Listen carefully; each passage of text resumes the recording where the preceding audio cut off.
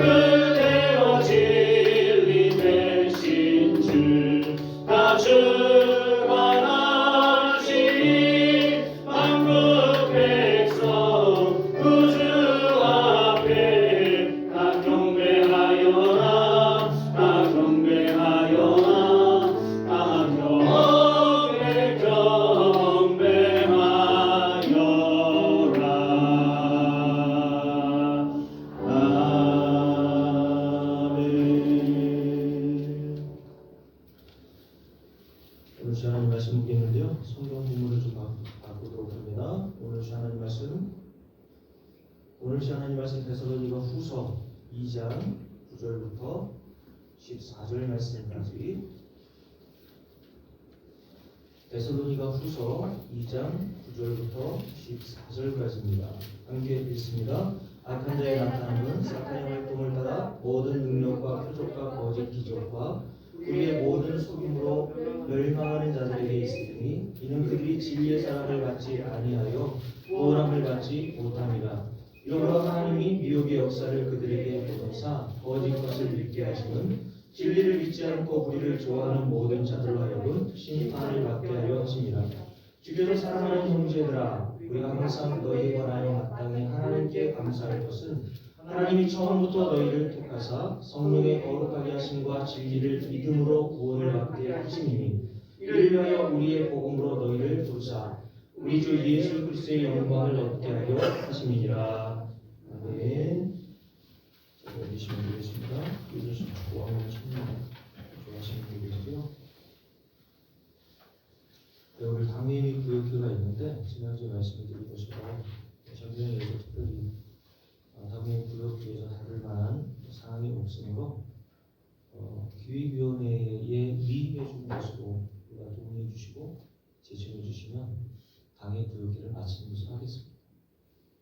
누가 동의해 주시죠? 뭘 동의하는 거거든? 네, 알겠습니다. 우리 강성 장로님 동의해 주셨고 누가 제청해 주시죠? 제청합니다. 네, 우리 손질 고사님 제청해 주셨습니다. 다른 의견 있으십니까? 없으시면 가하시면 이해하십시오. 네. 우리 교회는 회의는 아주 짧게 회의를 길게 하면 회의가 들어요. 제가 왜 목회를 하나 특별한 내용 없는데 아주 사소한 거 가지고 얘기들을 하니까 그런 것들은 본질적인 건 아니기 때문에 그냥 웬만한 것들은 다 넘겨버리시고 중요한 것들만 다루도록 하겠습니다. 다음 주일은 1월 1일. 이건 7년 한 번씩 돌아온다나요? 맞나요? 25일이 주일인 것, 1월 1일이 주일인 게 7년에 한 번 이렇게 돌아온대요. 다음 주 주일은 1월 1일 신년 감사 주일로 드리도록 합니다. 오늘은 성탄 감사 기도를 드리고 있습니다. 그리고 제14PRM 매주 강조하고 또 광고하는데 다이어리 인문학 운동, 성경 읽기 운동 열심히 성경 읽고 계시고 있는 것으로 생각을 합니다. 여러분들에게만 시키기만 하는 게 아니라 저도 열심히 지금 성경 읽고 있거든요. 그래서 하루에 15장에서 20장씩 새벽에 일어나면 성경을 먼저 1시간 정도, 1시간 반 정도 읽습니다. 그래서 앞으로 한 20일 정도면 신구약을 다 읽을 것 같아요. 목사도 1년에 2번이나 읽습니다. 바쁘시더라고요. 요즘에 농한 게 아닙니까? 열심히 성경을 읽으셔야 제가 여러분들께 증거하는 복음의 말씀을 잘 이해할 수 있을 거라고 생각을 합니다. 이담민 학생 지난주 목요일 날 고등학교 졸업했습니다. 네. 축하 박수 한번 쳐드릴까요? 네. 주인이 재물이 못 꺾는다는 말이 있죠. 제 아들이라 이거 쓰기도 저는 참 민망해하고 그러는 사람인데 어쨌든 그래도 알아야 될 것 같아서 말씀을 드렸습니다. 자, 제가 설교 제목도 좀 바꿨거든요. 할 내용이 너무 많아서 다음 주로 좀 쪼개서 말씀을 드리려고 합니다. 오늘도 지난주와 마찬가지로 사도행전 13장에 기록되어 있는 바울이 비시디아 안디옥에서 증거했던 복음의 내용과 여러분들께 그것을 토대로 해서 말씀을 드리면서 데살로니가 후서 오늘 읽었던 복음과 연결해서 좀 말씀을 드리려고 합니다. 자, 성탄주의라고 해서 예수님이 탄생한 그런 본문을 택할 것으로 생각한다면 여러분들이 잘 아신다면 굉장히 오해하는 거죠. 아무 의미 없습니다. 그런 거는. 자, 여러분, 저는 성탄주의를 오늘도 여러분들이 계속해서 사도행전 13장에 기록되어 있는 사도 바울이 성령이 임한 후 비시디아 안디옥이라는 장소에서 하나님의 말씀을 증거할 때 일어난 사건을 중심으로 우리가 신앙생활에 있어서 진짜 배워야 할 매우 중요한 2가지 진리에 대해서 여러분께 증거하려고 합니다. 우리가 배운 첫 번째 진리의 내용은 아무리 제가 여러분에게 반복한다고 해도 지나치지 않을 정도의 내용인데 바로 바울과 모든 사도들이 복음의 내용에 대해서 어떻게 증거하고 있었느냐를 보게 되는 것이죠. 자, 사도행전 13장을 다시 한번 볼게요. 사도행전 13장. 이거는 좀 전에 제가 말씀드렸던 것처럼 여러분들에게 있어서 강조하고 반복한다고 해도 지나침이 없는 말씀입니다. 사도행전 13장 38절 39절 바울이 비시디아 안디옥 교회 성도들 복음을 듣는 자들에게 이것을 복음으로 제시했다는 거죠. 함께 읽습니다. 그러므로 형제들아 너희가 이것을 알 것은 이 사람을 힘입어 죄사함을 너희에게 전하는 이것이며 또 모세의 율법으로 너희가 의롭다 하심을 얻어요 얻지 못해요? 얻지 못하던 모든 일에도 이 사람을 힘입어 믿는 자마다 의롭다 하심을 얻는 이것이라 라고 얘기했습니다. 이것이 바울이 비시디아 안디옥이라는 곳에 가서 복음을 증거했던 내용이라는 거예요. 즉 바울은 죄인인 한 인간이 거룩하신 하나님 앞에서 의롭다함을 받아 하나님 나라에 들어갈 수 있는 길은 모세의 율법으로는 안 된다라고 말하면서 그럼 무엇으로 되는가? 그 뒤에 이렇게 얘기했죠. 이 사람 곧 예수 그리스도와 그가 십자가에서 행하신 공로를 힘입어 죄사함을 얻어야 하나님 앞에 옳다 인정을 받는 자가 되거든요. 죄가 없는 상태가 하나님 앞에 의롭다함을 얻을 수 있는 상태가 되는 거예요. 근데 누구를 통해서 죄사함을 얻습니까? 예수 그리스도를 통해서만 우리가 죄사함을 얻어 하나님 앞에 무지한 상태로 의롭다함을 얻는다는 거예요. 그래서 우리가 좀 전에 찬송을 불렀죠. 확실히 믿기는 어린 양 예수의 그 피로 속죄함 얻었네. 아유, 음이 이상하네요. 확실히 믿고 있습니까, 여러분?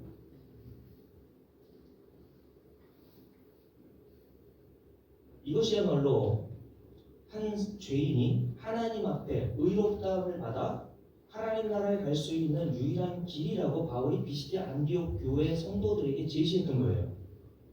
그러면 이것이 사도 바울 홀로 이러한 내용을 복음이라고 일방적으로 주장하고 증거한 것이냐? 그렇지 않다라고 말씀을 드렸죠. 왜냐하면 사도행전 10장 한번 볼까요? 사도행전 10장에 보면 하나님께서 사도 베드로를 이방인이었고 백부장이었던 고넬료라고 하는 이름을 가진 사람 그 가족에게 보내신단 말이에요. 그래서 사도 베드로가 하나님의 명령을 따라 보내심을 받아 백부장이었던 고넬료의 집에 가서 그들에게 복음을 증거했던 내용이 나와요. 자, 어떤 내용을 증거했냐면, 자, 다른 것들은 다 읽기가 시간이 없으니까요. 자, 여기를 읽겠습니다. 여기를 읽냐면 42절 말씀. 10장 42절입니다. 우리 함께 있습니다. 우리에게 명하사. 누가 명하셨다는 거예요? 하나님께서. 우리라는 건 사도들을 얘기하는 거예요. 사도들에게 명령하여서 그들에게 전하라고 하는 복음이 있단 말입니다. 이걸 뭐라고 하냐면 전도라고 하는 거예요. 그래서 그 뒤에 뭐라고 되어 있냐면 뭐라고 되어 있습니까? 우리에게 명하사 백성에게 뭐 하라고요? 전도하되라고 되어 있죠. 교회 데려오는 게 전도가 아니란 말입니다. 우리는 교회 데려오는 걸 전도라고 쳐주는데 그게 전도가 아닌 거예요. 전도는 도를 전하는 게 전도 아닙니까? 서원 욕전에 가면 제가 말씀드렸듯이 도를 아십니까? 이런 전하는 사람도 많다니까요. 그 도가 뭐예요? 당신이 왜 안 풀린 줄 알아? 도를 아십니까? 만나본 우리 스님 선생 아시죠? 저한테도 만나서 그 도를 전하는 사람 증산도인가요? 그런 사람들이 와가지고 어떤 도를 전합니까? 네가 일이 잘 안 풀리는 거는 일찍 죽은 조상들이 억울해서 구청을 떠돌고 있다는 거예요. 그래서 일찍 죽은 조상들을 달래줘야 되는데 달래주는 방법으로 제사를 드려야 된다고 얘기합니다. 그래서 한참 보다가 얼마인가 궁금해가지고 얼마인데요? 그때 50만 원이라는 거예요. 그게 바로 20년 전에 있었던 얘기거든요. 그러니까 이 50만 원 얼마나 비싸요? 그래서 그 정도는 없는데 그랬더니 깎아주더라고요. 한 30만 원만 내라는 거예요. 그래서 제가 저는 그런 일 볼 것도 없다라고 얘기하고 나오려고 하니까 그 사람은 돈 1,000원도 없나 봐요. 저한테 100원만 빌려달래요. 왜 그러냐 그랬더니 전화를 해야 되는데 동전이 없대요. 그러면서 또 한 가지 요구하는 게 바로 옆에 롯데리아가 있었거든요. 햄버거 하나만 사주면 안 되겠냐고. 그러지 여보예요. 여러분 성경에서 말하는 전도가 뭡니까? 하나님이 명하셔서 도를 전하여서 그 전도의 내용이 뭐예요? 저는 여러분들에게 지금 전도하고 있는 겁니다. 왜요? 교회 안에 들어와 있는 사람 중에서도 불신자들이 있거든요. 교회 안에 들어와 있다고 다 예수 믿는 거 아닙니다. 그러면 하나님께서 저를 통해서 믿지 않는 자들에게 전도하게 하시는 내용이 뭐냐고요? 물론 믿는 자들에게도 이 도를 증거해 오라요. 여러분들이 예수를 믿었다고 해서 나는 이제 전도가 필요 없어라고 하면 안 된단 말이에요. 그럼 여러분들이 우리 제자교회에 와가지고 목사로부터 이 도를 전함을 받아야 될 텐데 이 도 전함의 내용이 뭐냐고요? 자, 함께 읽어볼게요. 42절 함께 읽습니다. 우리에게 명하사 백성에게 전도하되. 그 뒤에 나오죠. 하나님이 살아있는 자와 죽은 자의 재판장으로 정하신 자가 누구예요? 예수 그리스도를 얘기하는 거예요. 죽은 자와 살아있는 자를 재판하실 분, 누가 죽어있는지 살아있는지를 결정하시고 판단하실 분은 예수 그리스도 한 분밖에 없어요. 교회에 나와 있다고 다 살아있다고 생각하지 마세요. 교회에 나와 있어도 예수 믿지 않으면 죽은 자로 보시는 거예요. 근데 그 판단을 인간이 하는 게 아니라 하나님, 우리 주 예수 그리스도가 판단하신다는 거예요. 사람들이 볼 때는 저 사람 살아있다 하는 이름은 가질 수 있어. 저 사람은 교회에 와가지고 얼마나 열심히 신앙생활하고 교회 청소도 열심히 하고 1년 365일 매 새벽 예배 빠지지 않고 그런 사람을 보고서 외적인 것을 보고서 그 사람은 살았다라고 이렇게 평가를 하죠. 물론 그 잘못됐다는 거 아닙니다. 잘하고 계신 거예요. 근데 그것만 가지고 평가하는 게 아니란 말이에요. 그래서 그 위에 보면 뭐라고 되어 있냐면, 자, 그 위에 보세요. 34절 말씀 보세요. 함께 있습니다. 베드로가 입을 열어 말하되 내가 참으로 하나님은 뭐하지 않는다고요? 사람의 외모를 보지 아니하시고라고 되어 있죠. 하나님은 그 속을 보신단 말이에요. 그 사람 안에 진짜 성경에서 말하고 있는 믿음이 있는가를 보신다는 거예요. 여러분이 교회에 지금 나와 있지만 다 살아있는 사람처럼 보여요. 예수 믿는 사람처럼 보입니다. 집사요, 권사요, 장로가 되면 다 예수 믿는다고 생각해요. 아니란 말이에요. 그래서 요한계시록에 보면 사대교회에 대해서 주님께서 뭐라고 말씀하셨습니까? 너는 살아있는 자라고 하는 이름은 가졌을지 모르겠지만 실제로는 실상은 너는 어떤 자라고요? 죽은 자라고 얘기하셨어요. 신앙생활을 잘한다고 사람들에게 평가하고 판단하는 것이 하나님 앞에서 동일하게 적용되는 것은 아닐 수 있다는 거예요. 그러니 오늘 베드로가 이렇게 말했다는 것을 다시 염두에 두고 잘 보세요. 자, 전도하되 살아있는 자와 죽은 자의 재판장으로 정하신 누구? 예수 그리스도. 바로 그분이 이 사람인 것을 증언하게 하셨고 43절 함께 했습니다. 그에 대하여 모든 선지자도 증언하되, 여기서 모든 선지자는 구약의 선지자를 말하는 겁니다. 왜냐하면 이 당시에는 신약이 없었으니까. 구약의 모든 이사야, 예레미야 같은 선지자들이 뭘 증거했어요? 뭘 증거했습니까? 그 뒤에 나오죠. 그를 믿는 사람들이 다 그의 이름을 힘입어 죄사함을 받는다 하였느니라. 아멘. 이게 구약의 모든 선지자들, 모세를 비롯한 하나님이 택하셔서 복음을 증거하라고 했었던 구약의 모든 선지자들이 증거했던 복음의 내용, 에키스란 말이에요. 이걸 교회에서 증거하는 걸 전도라고 합니다. 이걸 예수 믿지 않는 사람들에게 증거하는 걸 전도라고 하는 거지, 내가 친하다고 해서 교회에 데리고 나온 것을 전도라고 하지 않는단 말이에요. 교회 데리고 나오세요. 목사가 전도해 줄 테니까. 전도해서 전도 당하는 것은 제가 할 능력이 아니지만, 자, 제가 말씀드린 내용을 잘 기억해 보세요. 사도행 13장에서 바울이 비시디아 안디옥에서 증거했던 복음의 내용과 오직 이 사람을 힘입어 바울이 증거했죠. 죄사함을 얻어 의롭다함을 얻는다는 것을 복음으로 제시했잖아요. 근데 사도 베드로가 고넬료였던 이방인이었던 자들 가정에 들어가서 증거했던 복음의 내용이 달라요, 같아요? 똑같다는 거예요. 베드로도 뭐라고 얘기했다고 42절 중간에 다시 읽어볼게요. 함께 했습니다. 그에 대하여 모든 선지자도 증언하되 어떻게 하는 자? 그를 믿는 사람들이 다 그의 이름을 어떻게? 힘입어. 뭘 얻어요? 죄사함을 얻는다 하였느니라. 죄사함을 얻어야 의롭다함을 얻어 하나님 나라에 들어갈 수 있다고 했잖아요.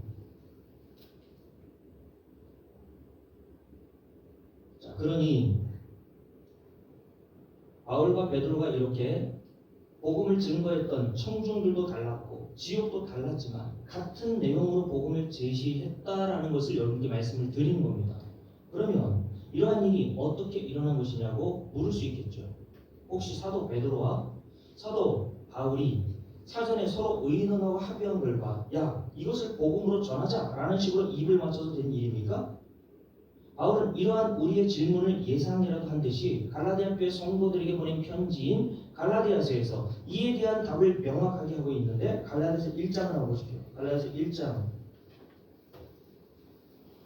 갈라디아서 1장 한번 보십시오. 갈라디아서 1장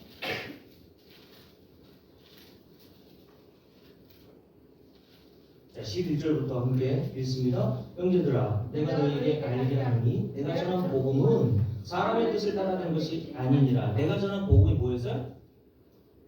모세율법은 안 돼. 인간의 능력과 수고와 땀 흘려서 구원받는 거 아니야. 오직 이 사람을 힘입어 죄사함을 얻어 의롭다함을 얻는다. 이게 복음이었잖아요. 바울이 증거한 복음. 근데 요 내가 전한 복음은 이라는 뜻이에요. 내가 전한 복음은 사람의 뜻을 따라 된 것이 아니니라. 이는 내가 사람에게서 받은 것도 아니요 배운 것도 아니요. 어떻게 해서 그럼 얻었습니까? 오직 예수 그리스도의 계시로 말미암은 것이라 라고 되어 있어요.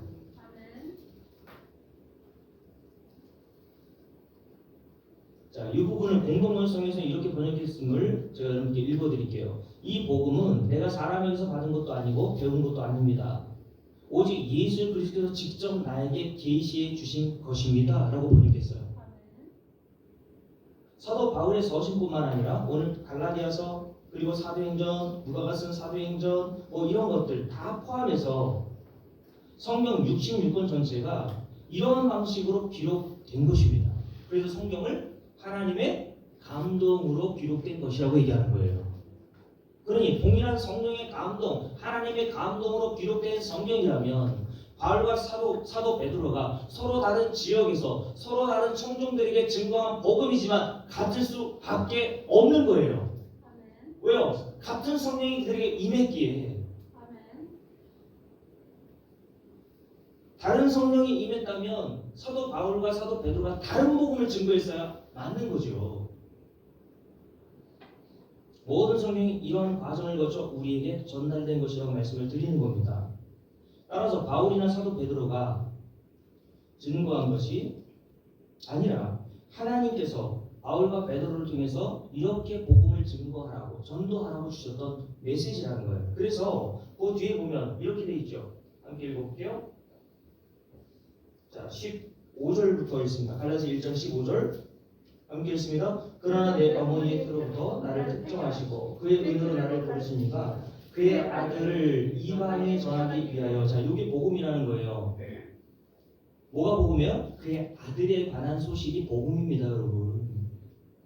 그의 아들에 관하여 대하여 함께 읽을게요. 이방에 전하기 위하여 그를 내 속에 나타나시기를 기뻐하셨을 때 내가 곧 뭐 하지 않았다고요? 혈육과 의논하지 아니하고. 어떤 사람과 복음을 이렇게 제시합시다라고 의논한 적이 없단 말입니다. 사도 바울과 베드로가 한 날 만나가지고 차 한잔 마시면서 소주 권사님이 사도 바울이고 제가 사도 베드로예요. 둘이 만나가지고 차 한잔하고 식사 한잔 함께 하면서 제가 손지구 권사님에게 사도 바울이라 그랬나? 제가 사도 베드로고 바울 우리가 복음을 이렇게 증거합시다. 1시간 2시간 의논하고 나온 결과로 나온 게 아니란 말이에요. 의논하지 아니했을 뿐만 아니라 17절 쭉 읽습니다. 또 나보다 먼저 사도된 자들을, 그러니까 바울보다 먼저 사도된 자들, 예수님의 제자들을 얘기하는 거죠. 베드로와 야고보와 같은 제자, 사도 요한 이런 자들을 만나려고 예루살렘으로 가지 아니하고 아라비아로 갔다가 다시 다메섹으로 돌아갔노라. 후 몇 년 만에? 3년 만에 내가 게바 베드로를 방문하려고 예루살렘에 올라가서 그와 함께 15일을 머무는 동안 주의 형제 야고보 외에 다른 사도들을 내가 보지 못하노라 라고 얘기했습니다. 왜 이걸 이렇게 얘기합니까? 다른 사람과 의논은 막 없다는 얘기예요. 근데 어떻게 둘이 만나서 이야기해보니까 사도 베드로가 증거했던 복음이나 사도 바울 자신이 증거했던 복음이 똑같다는 거예요. 이게 성령의 역사였거든요. 그러면 동일한 성령이 2000년 후에 저에게도 임하셨다면 제가 여러분들에게 교회에 나오신 여러분들을 향해서 전도, 복음을 증거할 때 어떤 걸 증거해야 되겠습니까? 오직 이 사람을 힘입어 주의 사람을 얻었다. 하나님 앞에 의롭다함을 얻는다는 이 복음만 증거하면 되는 거예요. 그러니 이 복음을 전달하신 분이 하나님이시라면, 왜냐하면 사도 바울이나 베드로나 그들의 복음의 원천과 기원이 아니라 그 복음의 기원과 원천은 하나님이셨잖아요.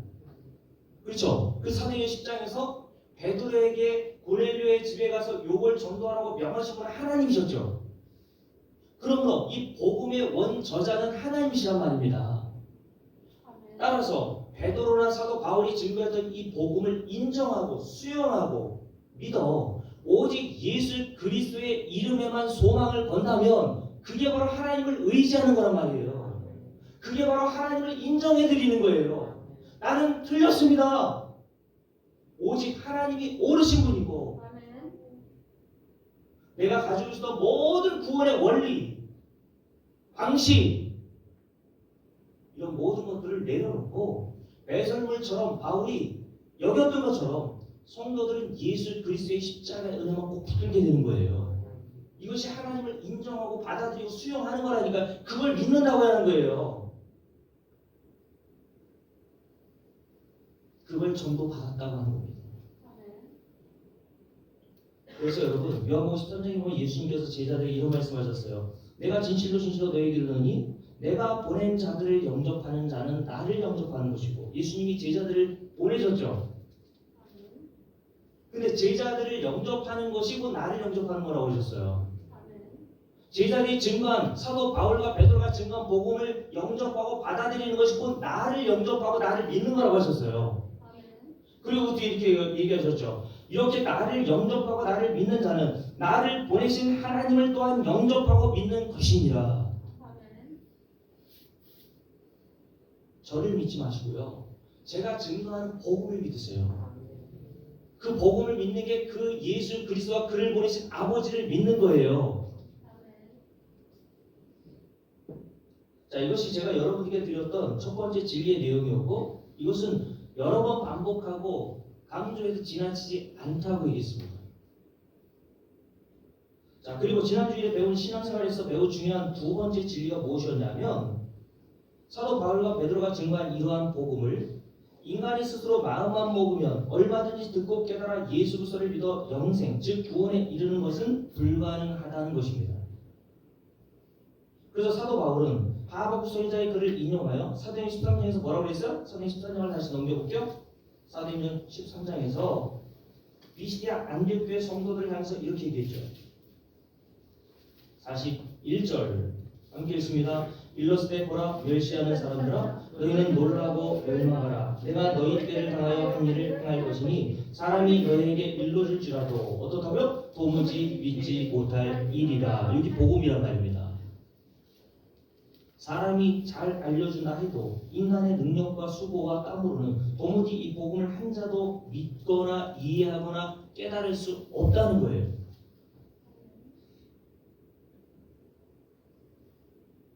이와 같이 모든 인간은 복음에 대해서 이렇게 무능력하고 무지하다는 것을 성경은 우리에게 말씀해주고 있습니다. 그래서 고린도교회 성도들에게 보낸 편지인 고린도전서 2장에서 뭐라고 얘기합니까? 고린도전서 2장을 한번 볼게요. 중요한 말씀이니까 하나하나 천천히 찾아보자고요. 고린도전서 2장을 한번 보십시오. 고린도전서 2장 14절입니다. 자, 다 피셨죠? 함께했습니다. 육에 속한 사람은 하나님의 성령의 일들을 받지 아니하나. 여기서 육에 속한 사람이라는 것은 모든 육신적 인간을 얘기하는 거예요. 아담과 하와 타락하고 난 이후에 모든 인간의 상태에 대해서 얘기하는 겁니다. 이것을 육신에 속한 사람이라고 얘기하는 거예요. 육신에 속한 사람은 다시요. 하나님의 성령의 일들을 받지 아니하나니 이는 그것들이 뭐예요? 그에게는 어리석게 보이며 또 그는 그것을 알 수도 없나니 그러한 일은 영적으로 분별되기 때문이다 라고 얘기했어요. 인간의 수고와 노력과 땀과 능력으로는 복음을 한 자도 이해할 수 없다라고 하는 제가 이야기했던 것을 이 말씀을 통해서 우리가 깨닫게 되는 거죠. 자, 이것은 신약의 바울뿐만 아니라 구약의 다니엘이 쓴 다니엘서 12장에서도 첫째 구절 읽어드릴게요. 다니엘서 12장 10절에서 다니엘은 이렇게 말했습니다. 악한 자는 아무것도 깨닫지 못하되 오직 지혜 있는 자는 깨달으리라. 여기서 악한 자라고 하는 것은 여러분 어떤 생각, 어떤 악한 자라고 하면 어떤 사람이 제일 먼저 떠올라요? 손님 보세요. 악한 자라고 하면 제일 먼저 떠오르는 악한 자가 어떤 자예요? 사람의 순종하는 네, 내가 떠올라야 돼. 저 이건철인가? 이렇게 하지 말고 성경에서 악한 자라고 하면 누가 떠올라야 된다? 내가 떠올라야 되는 거예요. 그 사람이 다른 사람 떠올리셨죠? 옆에 강옥선인가? 아니란 말이에요. 성경에서 악한 자라고 했을 때에는 모든 인류가 악한 자라고 본다고 얘기했어요.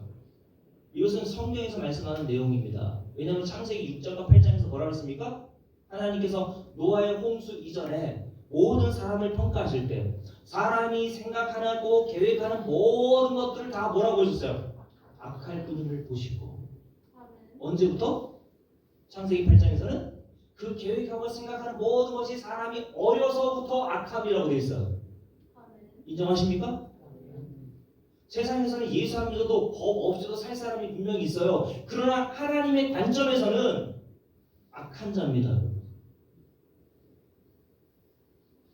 어려서부터 악하다는 것은 태어나서부터 지금까지 죽을 때까지 인간은 그 본성에서 벗어나지 못한다는 뜻이에요. 그러니 인간의 본성으로는 제가 좀 전에 다니엘서 12장 10절에서 다니엘이 말한 것처럼 악한 자는 아무것도 깨닫지 못한다고 했을 때에 윤리와 도덕적인 기준으로 악한 자가 아니라 타락한 아담과 하와의 후손인 모든 인류 전체를 악한 자로 말하는 것으로서 저와 여러분을 포함하여 아담과 하와 이후에 태어난 모든 인류는 제가 좀 전에 말씀드린 것처럼 복음의 단 한 자도 스스로의 능력으로는 알아듣거나 깨닫는 것이 불가능하다라고 얘기하는 거예요. 그래서 바울은 로마서 8장에서 이렇게 얘기했습니다. 로마서 8장 나올까요? 로마서 8장을 보세요. 자, 로마서 8장에 보면 육신의 생각, 육신에 있는 자들 이런 단어가 나오거든요. 요걸 단지 교회 밖에 있는 어떤 특정한 죄를 범한 사람들을 생각하면 안 돼요. 모든 인간을 가리켜 얘기하는 겁니다. 저와 여러분 다 포함되어 있었던 거예요. 예수 안 믿었을 때 당시에는. 이런 말씀이 기록되어 있죠. 함께 읽겠습니다. 5절부터 쭉 읽습니다. 육신을 따르는 자는 무슨 일을? 육신의 일을. 영을 따르는 자는 영의 일을 생각하나니. 추구하는 게 다르단 말이죠. 하나님의 생각은 죄송합니다. 육신의 생각은 사망이요 영의 생각은 생명과 평안이니라. 육신의 생각은 뭐가 돼요? 하나님과 원수가 되나니 이는 하나님의 법을 굴복하지 아니할 뿐만 아니라 할 수조차 없습니다 라고 되어 있어요. 하나님의 법이 뭡니까? 하나님의 법이 뭐예요? 바울이 복음으로 제시했던 게 하나님의 법이잖아요. 모세 율법으로는 안 돼. 오직 이 사람을 힘입어 죄 사함을 얻어 하나님 앞에 의롭다함을 얻어 하나님 나라 들어가는 것이 유일한 구원의 방법이야. 이게 하나님이 세워놓으신 법이란 말이에요. 근데 이 법을 인간은 굴복하지 않습니다. 할 능력도 없어요. 이것을 복음으로 받아들일 수 없단 말입니다. 인간은. 왜 그게 안 되냐고 따지고 드는 거예요. 왜 인간에게 그런 능력이 없냐? 그래서 모든 종교는 제가 말씀드렸잖아요. 밑에서부터 위로 바벨탑을 쌓아 올라가는 종교라고 했잖아요. 한 칸 한 칸 쌓아서 하나님 나라에 이르러 보자는 겁니다. 인간의 능력은 얼마든지 하나님 나라 들어갈 수 있어. 그래서 수행도 가르치고 고행도 해보는 거예요.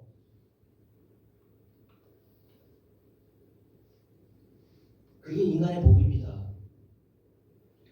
모든 타락한 인간은 그 법을 따라 살아요.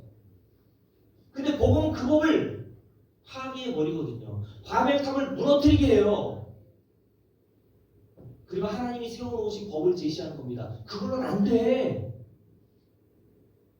이 사람은 힘입어. 우리 강호승 목사님, 내가 하나님 나라 들어갈 수 있는 유일한 길은, 내가 죄사함을 받고 하나님 앞에 무죄로 판결할 수 있는 유일한 근거는 오직 하나님이 제시하신 아들이신 예수 그리스도의 보혈의 피, 그가 한 가지 방법밖에 없는 줄 믿으세요? 아멘. 이게 하나님의 법을 수용하고 따르는 겁니다. 인정하는 거예요. 맞아요, 하나님. 근데 육신의 생각은 성령이 임하지 않는 모든 인간의 육신의 생각을 가지고 있는 자라고 보는 거예요. 성령이 임하지 않으면 이런 하나님의 법을 굴복할 수가 없어요. 여러분, 제가 너무 알레고리적으로, 신학적으로 알레고리는 뭐냐면 너무 영해. 그러니까 성경을 그 뜻이 아닌데 막 목사가 지 생각을 막 가지고, 아니에요, 여러분. 왜냐하면 그 앞부분을 보세요. 뭐라고 되어 있냐면 8장을 보세요. 8장 1절 함께 읽습니다. 그러므로 이제 그리스도 예수 안에 있는 자에게는 뭐가 없다고요? 결코 정죄함이 없나니. 왜요? 이는 이렇죠. 왜냐하면 그리스도 예수 안에 있는 생명의 성령의 법이, 예수 그리스도를 믿으면 죄사함을 받아 의롭다함을 얻어 하나님 나라 거저 들어간다는 게 하나님께서 우리에게 성령을 통해서 깨닫게 하시는 하나님의 법이잖아요. 이것이 생명을 주는 하나님의 성령의 법이거든요. 성령의 법이 뭐에서? 죄와 사망의 법. 뭐예요? 죄와 사망의 법. 내 힘으로 또 얼마든지 가능해? 구원을 받고 안 받고는 내가 하기 나름인 거야? 이게 모든 인간이 가는 길이라잖아요. 이게 죄예요, 하나님 앞에서는. 그 요한복음 16장에서 예수님께서 성령이 너희들이 오시면 죄를 깨닫게 하실 텐데 그 죄가 뭐라고 그러셨어요? 너희가 나를 믿지 않는 게 죄일 거라고 알게 될 거야. 그러면 그게 죄라고 회개는 뭐예요? 예수 믿는 거예요. 그러면 죄의 반대말은 뭡니까? 믿음인 거예요. 다시 죄의 반대말은 뭐라고요? 믿음인 겁니다. 믿음이 반대말이 죄인 거예요. 여러분 성령이 이렇게 딱딱하게 떨어진단 말입니다. 그럼 다시 읽어볼게요. 죄와 사망의 법 이런 법에서 우리가 그런 법에 매여 있었거든요. 복음을 알지 못했을 때는 성령의 생명의 법이 우리를 자유케 하시기 전에는요. 우리는 다 그 법에 매여 있었어요. 그래서 교회 나와서도 예수 믿지만 이거 안 하면 혹시 그냥 하나님께서 구원해서 취소시켜 주시고 나를 지옥 보내시는 거 아니야? 그런 식으로 두려워하지 않습니까? 그 죄와 사망의 법에서 주님께서 해방시켜 주시는 거예요. 너 그리스도 예수 안에 있는 자 맞지? 그러면 너에게는 결코 뭐가 없어요? 정죄함이 없다고 선언해 주잖아요. 정말 신나서 이렇게 떠드는 거 아닌지 모르겠는데 이해하고 있죠? 성경 말씀 보세요. 함께 읽습니다. 율법의 육신으로 말미암아 연약할 수 없는 것을 누가 하세요? 하나님은 하시나니 그 죄로 말미암아 자기 아들을 예수 그리스도를 맞이요 말하는 거죠. 죄에 있는 육신의 우리와 같은 모양으로 보내셔서 육신의 죄를 정하사 우리의 죄를 다 예수에게 짊어지게 하셨단 말입니다. 죄가 없으신 분인데 이렇게 우리의 죄를 다 예수에게 짊어지게 하심으로 어떻게 했어요? 육신을 따르지 않고 영을 따라 행하는 우리 성도들에게 율법의 모든 요구가 다 이루어지게 하려 하심이니라. 아, 예수께서 십자가에서 다 이루셨구나. 내가 죄사함을 받은 것은 예수 그리스도가 십자가에서 이루어진 그 은혜 덕분이구나. 그걸 믿는 걸 어떤 생각? 영의 생각이라고 한다고요. 그 밑에 그 영의 생각, 예수 그리스도를 믿고 의지하는 그 성령이 임한 사람들이 생각하는 그 영의 생각, 그 생각은 뭐예요? 이렇게 돼 있죠. 6절 말씀 보세요. 육신의 이런 생각은 사망이에요. 육신의 생각은 뭐라 했습니까? 예수 안 믿어도 내가 얼마든지 하늘나라 들어갈 수 있어. 이게 육신의 생각이란 말이에요. 근데 그 생각은 결국 뭐로 이루어져요? 사망의 결과를 얻는단 말이에요. 그러나 영의 생각, 그 1절부터 4절 말씀까지 말씀했던 모든 것들을 이해하고 예수 그리스도의 십자가의 은혜를 받아들여 예수 그리스도의 은혜만 꼭 붙들고 사는 이런 영을 가진 영의 생각을 가진 성도들은 그 결과가 어떻습니까? 생명과 근데 이러한 것을 이러한 하나님이 세워놓으신 법을 인간은 받아들이고 수용할 수 없다는 거예요.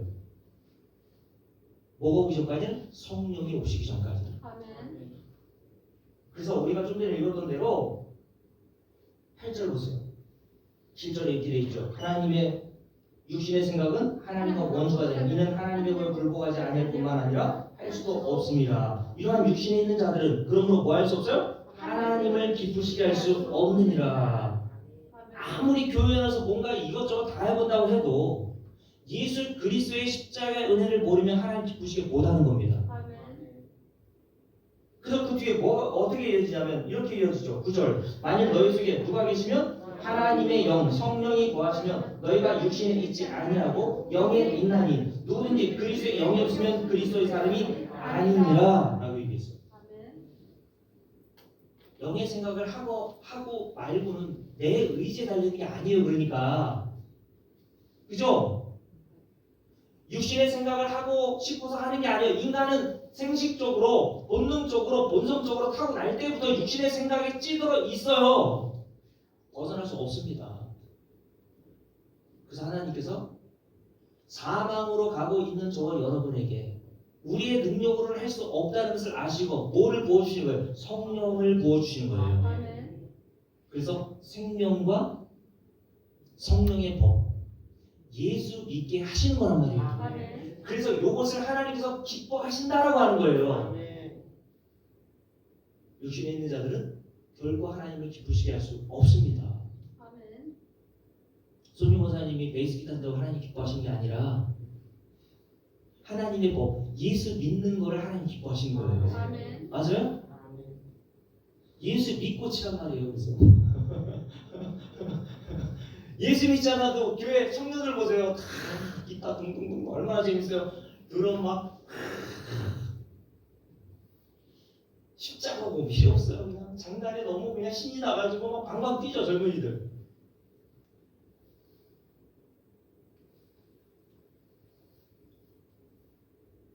여러분, 그러므로 복음이란 하늘의 옷으로서 땅에 있는 모든 인간들에게 감춰져 있는 하나님의 비밀에 속한 것입니다. 그럼 인간은 깨달을 수 없다고 얘기했죠. 그래서 그렇게 성경을 어려서부터 배워왔고 하나님을 잘 섬기고 있다고 생각했던 유대인들이었음에도 불구하고 사도행전 13장에 보면 바울이 증거한 복음에 대하여 그들이 어떻게 반응한다고 했어요? 반박하고 비난하고 비방했다고 했습니다. 근데 바울이 증거했던 복음만 이렇게 비방하고 비난하고 했던 것이 아니라 그 복음을 증거했던 바울과 사도 베드로와 그리고 스데반에 이르기까지, 스데반은 돌에 맞아 죽기까지 했잖아요. 뭘 하다가? 도둑질 하다가? 스데반이 뭐 하다가 돌에 맞아 죽었어요? 손님 고사님. 복음 증거하다가 돌에 맞은 거예요. 누구로? 유대인들에게. 그게 뭐가 복음이냐? 이게 인간이 복음에 대한 적개심을 가지고 있는 것이고 이런 복음에 대한 적개심은 인간이 날 때부터 가지고 있는 본성이란 말이에요. 복음이 듣기 싫습니다.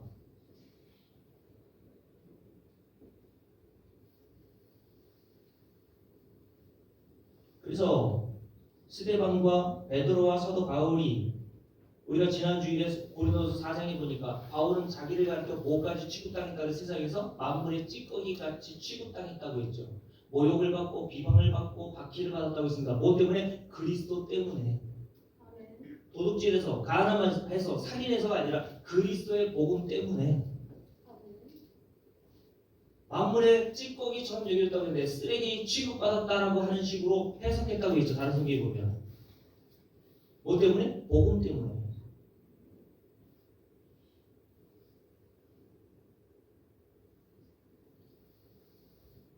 이러한 일은 사도들 이전에 이미 우리 주님께서 이 세상에 육신을 입고 오실 때부터 일어난 일입니다. 오늘 성탄주일입니다. 여러분들과 제가 잘 알듯이 동방 박사들이 하나님의 지시하시는 별을 따라 예루살렘에 찾아오죠. 예루살렘은 종교 도시로서 경건하다고 일컬어지는 바리새인과 대상들과 서기관들과 이런 사두개인들이 득세하던 장소예요. 종교 도시. 지금도 마찬가지예요. 예루살렘 가면 종교 도시거든요. 유대인들로부터 존경을 받는 사람들이 거기에 다 모여있단 말입니다. 근데 동방 박사들이 별을 따라 오다가 예루살렘으로 들어갔어요. 그리고 구약에 예언하고 있었던 모든 선지자들이 예언하고 있었던 그 그리스도와 메시아가 태어났다라고 하는 소식을 증거했죠. 그랬더니 그 소식을 들었던 헤롯과 종교 지도자들이 어떻게 합니까? 마태복음을 볼게요. 마태복음 보세요. 성탄절이니까 맛보기로 2장을 보세요.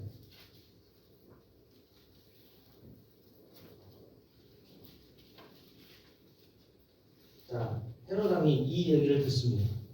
지금 이스라엘 다스리고 있는 것은 자기 자신인데 또 다른 왕, 또 다른 메시아, 또 다른 그리스도가 왔다라는 이야기를 듣고 헤롯 왕이 기뻐했을까요? 겉으로는 기뻐한 척했죠. 야, 나도 가서 경배할게. 어디냐? 물었어요. 근데 유대인들이 대답합니다. 성경을 인용해서. 그래서 6절 말씀에 보면 5절부터 읽을게요. 함께 했습니다. 이르되 유대 베들레헴의 유언이 이는 선지자로 이렇게 기록된 바 또 유대 땅 베들레헴아 너는 유대의 고을 중에서 가장 작지 아니하도다. 내게서 한 다스리는 자가 나와서 내 백성 이스라엘의 목자가 되리라 하였음이니라. 이게 구약 성경에 이미 예언되어 있던 사건 아닙니까? 유대인들이 이거를 달달달 외우고 있었다고요. 이런 메시아와 그리스도를 기다리고 있었던 자들입니다. 그러니까 단번에 대답이 나온 거죠. 헤롯 왕에게 베들레헴이에요. 근데 헤롯 왕은 어떻게 합니까? 가서 경배할게 했는데 어떤 마음이었던 거예요? 또 다른 왕이 왔다 보니까 그 베들레헴에 태어난 아기들에 대해서 헤롯 왕이 이렇게 하죠. 함께 읽어볼게요. 자, 16절 말씀 함께 읽습니다. 함께 읽을게요. 이에 헤롯이 박사들에게 소문을 알고 심히 노하여 사람을 보내어 베들레헴과 그 모든 지경 안에 있는 산의 아이를 박사들에게 자세히 알아본 그때를 기준하여 몇 살부터? 2살부터 그 아래로 다 죽이는 일이 벌어져요. 성탄절이라고 막 젊은이들 우리 아이들도 보니까 성탄절 2부 때는 성탄절은 꼭 친구들 혹은 연인이랑 만나서 즐겁게 시간을 보낸다고 하는데 실제로 원래 성탄절은요 이런 사건이 일어났던 날입니다. 2살 밑에 아이들이 다 죽었어요. 누구로? 헤롯 왕으로부터. 누굴 죽이고 싶었던 하는 거예요? 헤롯 왕이 예수 그리스도를 죽이고 싶은 거예요. 왜요? 내가 왕인데 또 다른 왕이 나오면 돼야 한대요. 강효선 장로님 1년 동안 여성교회 회장으로 잘했어요. 많은 사람들이 칭찬을 받아요. 근데 새로운 이금희 원사님이 여성교회 회장이 되고 더 잘하네. 사람들이 또 더 나보다 더 많은 칭찬을 들어요. 그럼 같이 칭찬해주고 싶어요. 그런 이금희 원사님에 대해서 뒷담화 까고 싶어요. 저희가 속은 안 그래. 저 목사한테 잘 보이려고 그러는 거야. 그러고 싶어요, 안 그러고 싶어요? 웃기는 왜 웃어요? 그래 만나버려 보니까. 여러분들보다 진짜 복음을 깨닫고 진짜 잘하는 사람이 교회 나오잖아요? 그럼 그 사람에 대해서 예수 믿지 않는 사람이 뭐라 그러는 게 아니라 교회 안에 있는 사람들이 비난합니다. 적당히 해. 너만 잘났냐? 자기 행복보다 못한 사람이 복음을 알고 조금 더 헌금해봐요. 그럼 미쳤다는 얘기를 해요. 누가 미친 거예요? 지가 미친 거예요. 복음을 알아듣지 못한 사람을 성경은 미쳤다고 합니다. 귀신 들렸다고 하는 거예요, 그걸.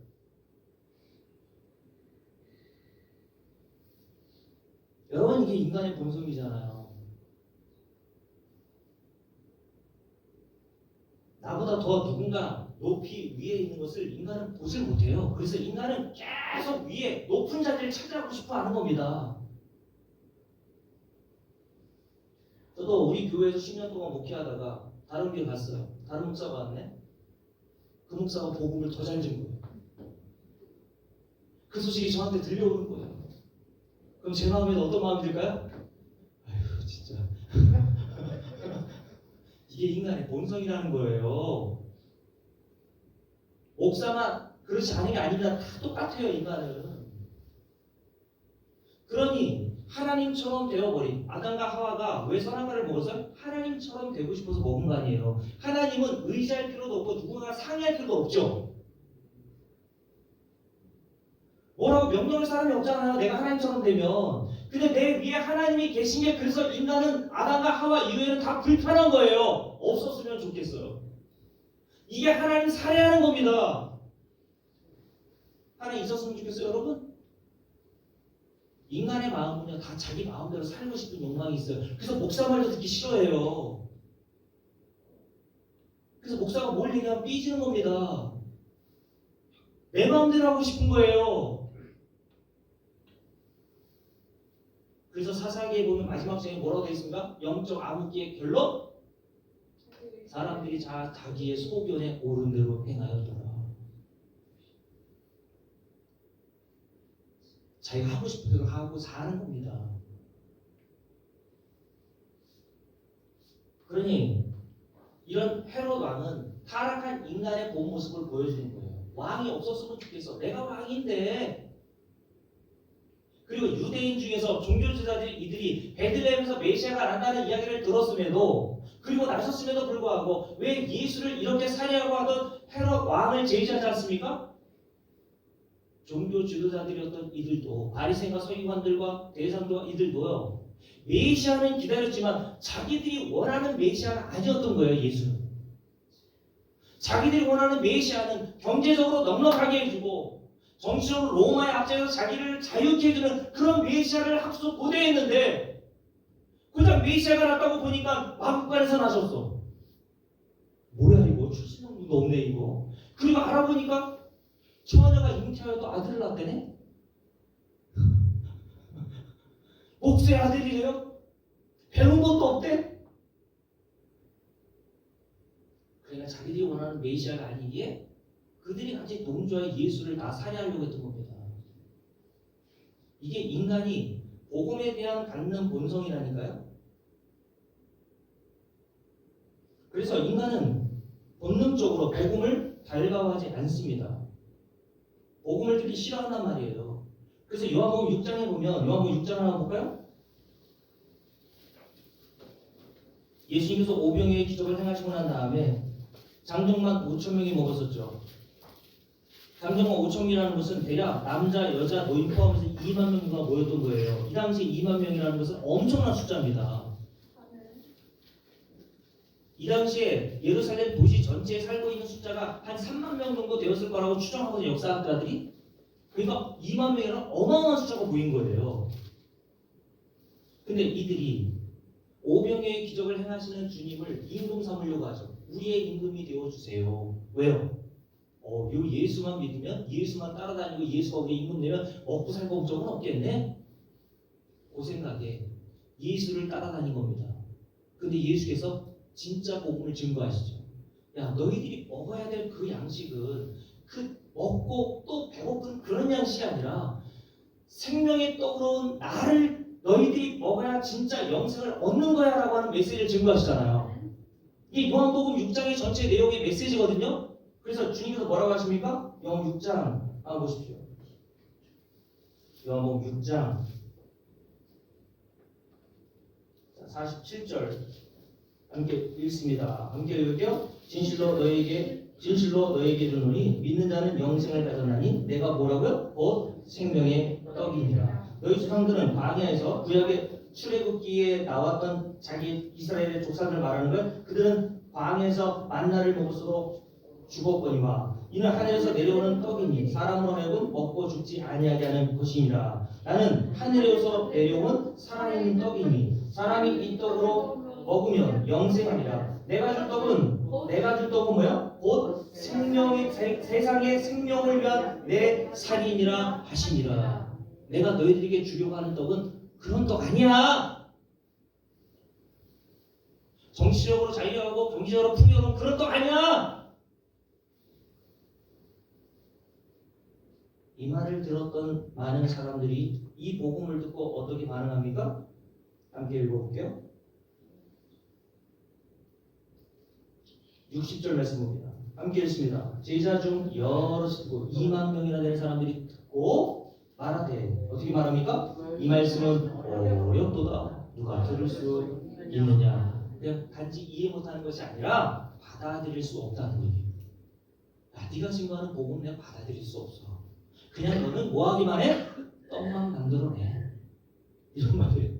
떡 줘, 떡! 자식 잘 되게 좀 해줘! 스님은 이런 거죠.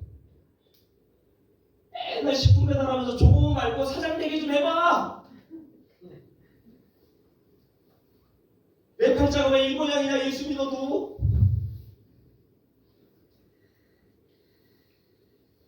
다 이걸 원하고 교회 나왔는데 이것을 목사로부터 매주마다 듣는 게 그냥 이 사람을 힘입고 뭘 힘입고 맨날 죄사함을 얻어. 죄사함 뭐 얻었으면 됐지 뭘 또 얻어. 나 그거 관심 별로 없어요. 그래서 이런 사람들이 다 어떻게 합니까? 함께 볼게요. 66절 함께 읽습니다. 66절입니다. 함께 읽을게요. 그때부터 그의 제자 중에서 많은 사람이 어떻게 했다고요? 떠나가고 다시는 그와 함께 다니지 아니하더라. 다시는 그와 함께 다니지 않았다는 것은 다시는 복음을 들으러 오지 않았다는 거예요. 내 입맛에 안 맞아. 인간의 입맛에 복음이 안 맞는다니까요. 입맛에 맞아야 그 밥을 또 먹고 싶잖아요. 그 음식을 또 먹고 싶은 게 인간의 본성 아닙니까? 근데 인간에게는 복음이 입맛에 안 맞아요. 제가 웬만한 음식은 잘 먹는데 제가 내가적으로 입맛이 까다롭다고 하더라고요. 제가 싫어하는 음식 중에 하나가 카레예요, 카레. 근데 제 아들 다빈이가 카레를 또 유독 좋아해요. 그래서 가끔 제 아내가 카레를 해요. 그것도 한 냄비. 그럴 때 어떻게 할까요? 도저히 먹기 싫다는 말은 할 수는 없고, 여보 오늘은 배가 부르네? 오늘은 입맛이 별로 없네? 그리고 몇 숟가락 뜯다가 먹지 않습니다. 도저히 제 입맛에 안 맞아. 제 입맛에 김치찌개다. 물론 다 잘 먹습니다.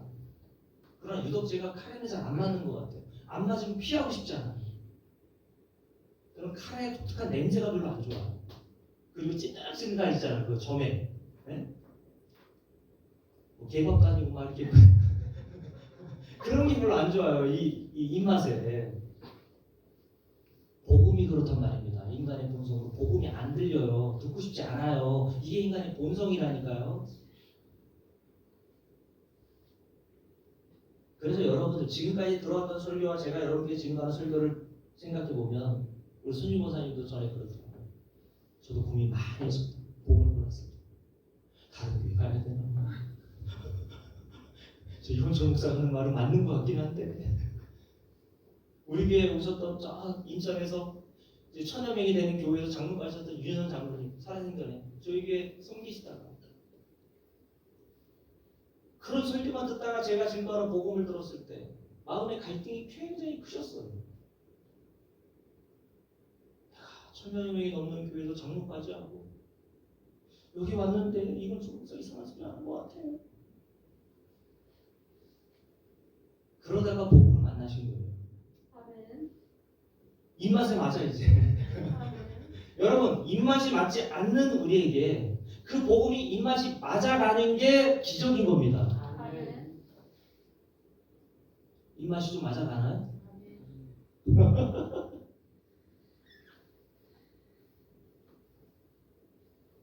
그래서 여러분 성경은 이런 타락한 본성으로 하나님의 말씀을 받아들일 수 없는 인간을 가리켜 돼지와 개에 비유합니다.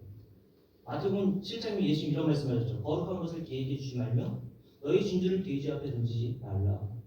돼지와 개는 진주와 거룩한 것을 구별 못하고 원하지도 않는단 말입니다.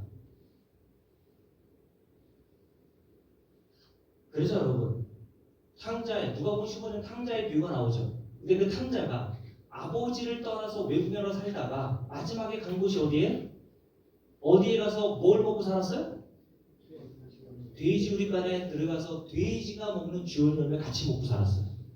이게 뭡니까? 타락한 인간의 본성이라는 거예요. 그게 세상에 던져주는 주원 열매, 돼지나 먹고 배불리는 그 주원 열매를 교회에서도 듣고 배불리는 겁니다. 그 제정동에 하는 사람들이 그렇게 많이 모이는 이유가 뭔지 아세요? 주원 열매 주워 먹겠다는 거예요. 그러나 여러분 이런 탕자가 그 돼지 우리간에 살다가 돼지와 함께 먹는 주원 열매 먹고 살다가 아버지의 집으로 가서 뭐 먹고 삽니까? 손님 목사님 지원 열매가 생각났을까요? 아 옛날이 그립다. 지원 열매. 누가복음 15장에 보면요 그 아들이자 아버지가 한 일이 뭐예요? 집안에서 가장 살찐 송아지 한 마리를 잡아 우리와 함께 먹자 하신다고요.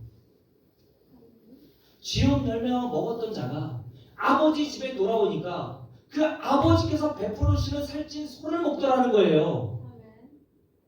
이게 성도의 모형이라는 겁니다, 여러분.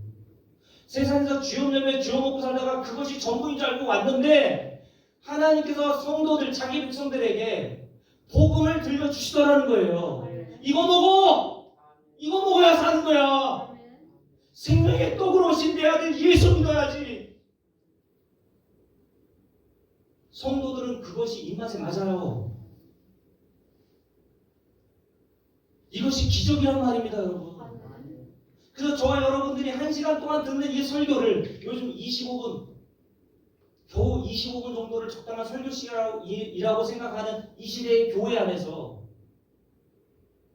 여러분들은 이상한 사람들 아니에요?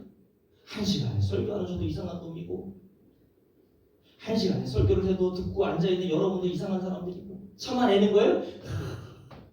한 시간 내가 견뎌봐야지. 그 얼마나 힘들까? 저는 그게 제일 불쌍한 것 같아요. 재미없는 드라마를 한 시간 동안 봐본다고 생각해봐요. 우리 천마정 목사님, 한 시간 재미없는 드라마 보는 거 고역이에요, 즐거움이에요? 고역이죠. 근데 내가 즐거워하는 거는요, 한 시간이 지나도 고역이 아니에요. 그렇죠? 영화관에 가면 보통 2시간 봅니다. 재미는 영화는요 2시간 반짜리 하는데 시간 가는 줄 몰라요. 그리고 여러분 좋아하는 축구 여러분 좋아하는 분이 계실지 모르겠지만 얼마 전까지 월드컵 했지 않아요? 카타르에서. 근데 그 카타르 경기하는 그 경기장에서 경기하는 선수들을 보이는 게 아니라 저는 누가 보이냐면 그 선수들을 응원하는 서포터즈들, 응원단들이 보이는데요. 일본 응원단들 16강까지 올랐잖아요, 그죠? 근데요, 그 응원단들이 어떻게 응원하는지 아세요? 1시간, 2시간 전에 와가지고요. 축구 전후반 하면 2시간 정도 합니다. 쉬는 시간까지 포함해서. 2시간 그 앞뒤 한 서너 시간을요. 일어나서 목이 터져라! 니폰! 우리 한국 사람들이요. 대한민국! 2시간. 그러고도 지친 줄 몰라요. 영국 사람들은 축구에 미친 사람들입니다. 1년 회원권을 끊는다니까 수백만 원 주고 손흥민이 활동하는 그 프리미어 리그에서 수백만 원을 끊고 가가지고 응원하는데요. 그 사람들이요 얼마나 축구에 미쳤는지 그 추운 겨울날에도요 아이들을 데리고 가가지고요 처음부터 끝날 때까지 월드컵도 아니에요. 일어나서 응원합니다. 이런 거는 믿지 않아도 가능해요. 근데 여러분, 인간의 본성으로는 복음이 절대적으로 들려오지 않고 대적하는 마음인데 어떻게 우리가 복음을 1시간 동안 이렇게 드러낼 수 있냐고요. 하나님의 은혜인 줄로 믿습니다. 왠 줄 아세요? 자, 오늘 마지막으로 데살로니가후서 오늘 본문 읽고 마실게요. 2장을 보십시오. 데살로니가후서 2장. 자, 그 9절부터 12절까지는 예수 그리스도를 믿지 않는 자들의 인간의 본성을 얘기하는 거예요. 다 불의, 복음을 듣고 싶어 하지 않고 불의를 좋아해요. 그래서 12절 말씀을 보세요. 함께 읽습니다. 진리를 믿지 않고 불의를 좋아하는 모든 자들을 알고 뭐를 받게? 심판을 받게 하려 하십니다. 이게 인간의 본성이고 본성이 가는 대로 행하면 육신의 생각은 뭐라고 선생님 사망이라고 했죠. 그 얘기예요 지금. 하나님이 그냥 내버려 두시면요 다 육신의 생각으로 살다가 사망으로 가는 거예요. 진리를 원하지 않습니다. 인간은 거부한다니까요. 그래서 13절 볼게요. 함께 읽습니다. 주께서 사랑하는 형제들아, 저 여러분 말하는 겁니다. 주께서 사랑하는 성도들, 사랑하시는 방법이 뭔지 아세요? 돈 잘 벌게 하는 게 아니에요. 그 뒤에 이렇게 나오죠. 함께 했습니다. 우리가 항상 너희에 관하여 마땅히 누구에게 하나님께 감사할 것은 하나님이 처음부터 이 태초라고 하는 단어를 써놓으세요. 태초부터라는 뜻이에요. 하나님이 여러분들이 나기도 전에 태초부터 에베소 1장 4절에 써 있죠. 창세 전에 여러분들을 택하사 이런 말씀이 나오잖아요. 그 말씀을 하는 거예요. 처음부터 저와 여러분을 어떻게 하셨다고요? 택하여 주셔서. 택하신 성도들에게 반드시 어떤 일이 벌어져요? 함께 읽을게요. 성령의 거룩하게 하심과 뭐를 믿어요? 진리를 믿게 돼요. 진리의 복음을 들으면 진리가 믿어진단 말이에요. 복음의 진리를 듣고 내 입맛에 맞는 일이 벌어져요. 이게 기적입니다, 여러분. 그래야 우리에게 뭘 주시기 위해서? 구원을 주시니까. 진리를 믿는 자만 구원을 받습니다. 맞아요? 그래서 택하신 성도들에게는 반드시 진리로 여러분들을 부르신단 말이에요. 진리를 믿게 하세요. 이렇게 진리를 믿음으로 구원을 받게 하심이니 14절 함께 했습니다. 그러므로 이를 위하여 여러분들에게 저에게 구원을 받게 하시기 위하여 이런 뜻이에요. 뭐를 하십니까? 우리의 복음으로 주를 구원하세요. 오늘 제목입니다. 설교 제목 14절 이를 위하여 우리의 복음으로 너희를 부르사. 아멘. 우리 주 예수 그리스도의 영광을 얻게 하려 하십니다. 아멘. 복음으로 우리를 부르사. 하나님은 구원받게 하시려고 작정하신 모든 성도들, 손희우 권사님을 기적 보여주셔서 부르시는 게 아니라 사람들이 복음을 들으면 듣고 싶지 않은 그 복음을 듣게 하셔서 구원을 받게 하시는 거예요. 아멘.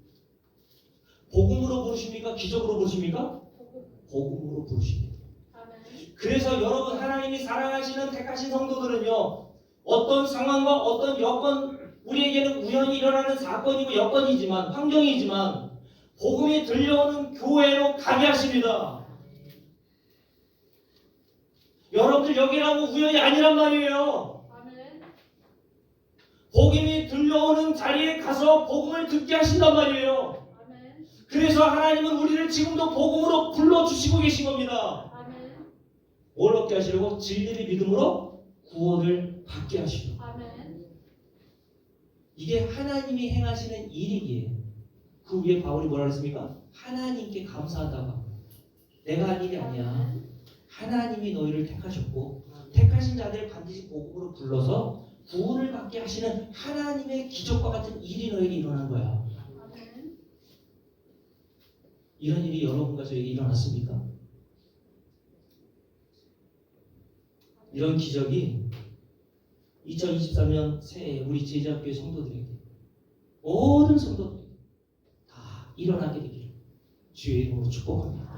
그래서 찬송가 205장 우리 찬송할까요? 찬송가 205장처럼 한 시간을 돌려줬지만 여러분들이 저에게 목사님 또 들려주십시오. 주 예수 그리스도의 크신 사랑, 그 은혜와 자비와 긍휼을 또 우리에게 들려달라고. 이게 복음으로 부를 받은 성도들의 증거로 나오는 거예요. 여러분, 찬송가 205장 부르시면서 하나님, 이런 고백이 우리에게 나올 수 있도록 은혜를 베풀어 달라. 우리를 구원하시기 위해서 이 세상에 오늘 오신 예수 그리스도의 탄생을 기뻐하면서 이런 복음 메시지가 들려올 수 있는 기적을 베풀어 달라고 우리 함께 찬송합시다. 주 예수 크신 사랑 늘 말해 주시오. 나 항상 듣던 말씀 또 들려주시오.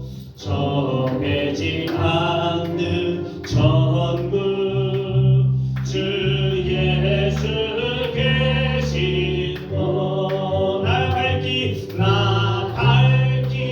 알아듣게 또 들려주시오. 평생에 듣던 말씀, 평생에 듣던 말씀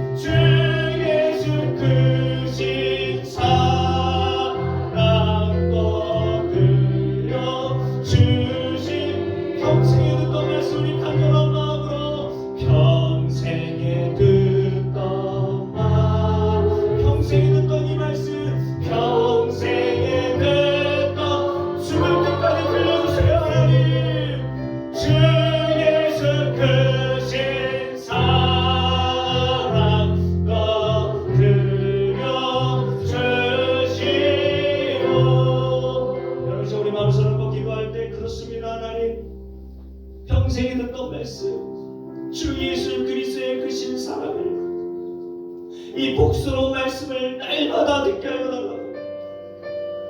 우리의 본성을 거스러 이제는 복음이 우리의 입맛에 맞게 도와달라고. 우리 함께 하나님 앞에 동성으로 기도합시다. 살아계신 아버지 하나님 감사합니다. 오늘 성탄주일 예수 그리스도의 십자가의 복음을 우리 성도들이 알아듣게 하여 주시니 참으로 감사합니다. 오직 이 사람을 힘입어서 하나님 앞에 죄사함을 얻어 의롭다함을 얻어 하나님 나라 들어가게 될 수 있다는 이 복음을 우리 성도들이 깨달아 알아듣게 하여 주시옵소서. 너희가 처음부터 하나님께로부터 택하심을 받아 진리를 믿음으로 구원을 받게 하시기 위해서 지금도 하나님은 택하신 성도들을 복음으로 부르시고 계신 줄로 믿사옵니다. 하나님 오늘 데살로니가후서 2장의 말씀을 우리 성도들이 깨달아 그래서 내게 복음이 들려오는 것이었구나, 내게 복음이 복음으로 여겨주는 것이었구나 라는 생각을 가질 수 있도록 하나님의 은혜 베풀어 주옵소서. 그 이전엔 복음도 알지 못하고 종교 생활했던 우리를 이제 복음을 깨닫게 하시니 감사합니다. 이제 왕의 자리에 서던 헤로돈과 같은 우리가 진짜 왕이신 예수 그리스도의 우리 모든 자리를 내어드리고 내가 한 것이 아무것도 없고 우리 왕이시여 임금이시여 우리 주이신 예수 그리스도로 말미암아 우리가 거저 구원을 얻었음을 우리 성도들이 깨달아 알 수 있도록 은혜를 허락하여 주옵소서. 이 세상 헛된 영화 우리 다같이 일어서 이 세상 헛된 영화 날 미혹할 때에 주 예수 그 신사랑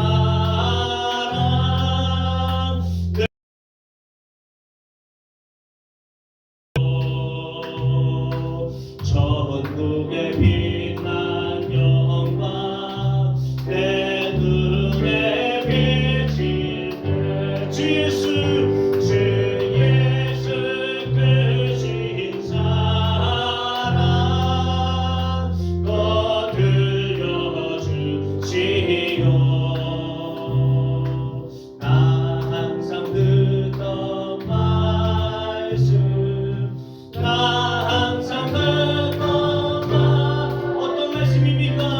주 예수 그 신사랑 거들려주신 우리 마음에서 너무 나 항상 듣던 말씀 나 항상 듣던 말씀 나 항상 듣던 말씀 주 예수 그 신사랑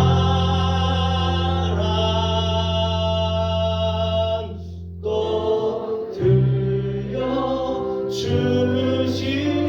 우리 큰 소리로 주 예수 그 신사랑 또 들려주시오. 주 예수 그 신사랑 또 들려주시오.